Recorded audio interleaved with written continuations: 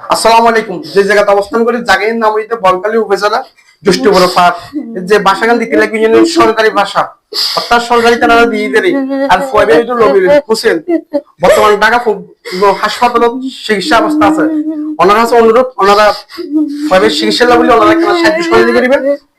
যারা সাহায্য করতে পারবেন ওনারা ভিডিও বেশি বেশি শেয়ার করে দিবেন।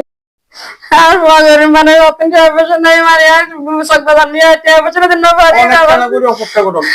অন্যার ফর কি সমস্যা হইছে গানে যে গারসা থাম চিক দে তাদিয়ে রে গিরা সব অর্থাৎ গ্যারেসো থাম চিকতে যাই দে হাত ঠাড়ি বেরিয়ে যায় তাদিকে তো অন্যার পরে বড় বড় লোক সকবাজার নিয়ে আর মেডিকেল করতে না আর কি বেশি বেশি লাগে দিতে নাই অর্থাৎ মেডিকেল নিয়ম দিয়ে তারা কি এর লেখকি না কি না এত লাগা দিয়ে এটা চাও না গেল হাত বেশি বেশি হাত গই গা তুই তার না হল নিয়ে তাল্লা সঙ্গে ইগো হল নিয়ে দে দাহা টাকা বেশি হাত গই তাল্লা বর্তমান টাকা কোন হাসপাতালত কংগ্রেস হাসপাতাল হগা না ইয়া কদিন দিতে বলতো না এই 3 দিন অনেক সময় কি দেয় দিন দিয়ে হান্দাম করে অবশ্য নাই তারে বাড়াই দিয়া